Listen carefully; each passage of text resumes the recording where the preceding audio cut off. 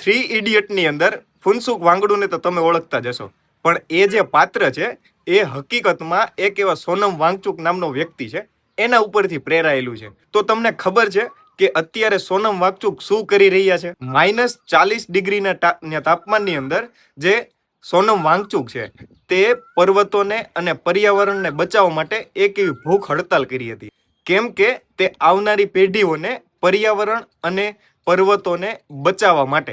સોનમ વાંગચુક એક એન્જિનિયર છે, પણ એવા એન્જિનિયર નહીં કે જેની પાસે ખાલી ડિગ્રી જ હોય. લદ્દાખની અંદર જ્યારે પાણીની અછત ઊભી થાય ત્યારે ખેતી કરવામાં ઘણી મુશ્કેલી થાય, તો સોનમ વાંગચુકે કંઈક એવું ઇનોવેશન કર્યું કે જેની અંદર આ સ્તૂપા કરીને બનાવ્યું કે જે બરફનો એક સ્તૂપ હોય કે તેનું જરૂર શું પડશે કે શિયાળાના સમયમાં તે જામી જશે અને જ્યારે ઉનાળામાં પાણીની અછત હોય તો એ જે સ્તૂપ છે એ ધીમે ધીમે રહીને ઓગળશે અને ઓગળી અને બધા માણસોને જેને ખેતીની અંદર પાણીની જરૂર હશે એના માટે પાણી પૂરું કરવા માટે જવાબદારી. સાહેબ, તમે વિચારી શકો કે કઈ લેવલનું ઇનોવેશન હોય જે અત્યાર સુધીના ઘણા બધા સાયન્ટિસ્ટો આવી ગયા પણ એને આવું સંશોધન નહોતું કર્યું જેવું આ વ્યક્તિએ કરી બતાવ્યું. તમે ક્યારે એવી સ્કૂલ જોઈ છે કે જે સ્કૂલની અંદર એડમિશન લેવા માટે તમારે ફેલ થવું પડે? સોનમ વાંગચુકની સ્કૂલ એટલે કે સેકમોલ સ્કૂલ કે જેની અંદર તમારે એડમિશન લેવું હોય તો પહેલા તમારે ફેલ થવું પડે, કારણ કે જે સિસ્ટમમાં ફેલ થાય ને સાહેબ, એનો મતલબ એવું નથી કે જીવનમાં ફેલ છે.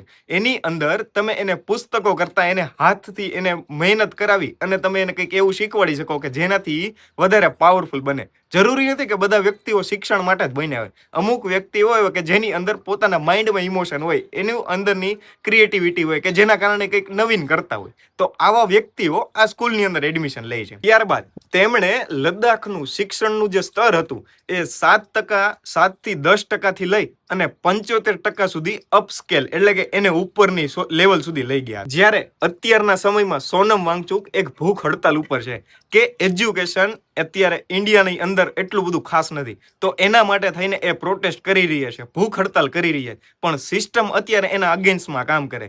તો આપણે સૌ સાથે મળી અને સોનમ વાંગચુકને સપોર્ટ આપવાની જરૂર છે. આપણે ત્યાં પ્રોપર જઈ ન શકીએ તો કાંઈ વાંધો નહીં, પણ આપણે ઓનલાઈન સોશિયલ મીડિયા દ્વારા આપણે ઘણો બધો સપોર્ટ કરી શકીએ છીએ. તો આપણે સોનમ વાંગચુકને 100% સપોર્ટ કરશું.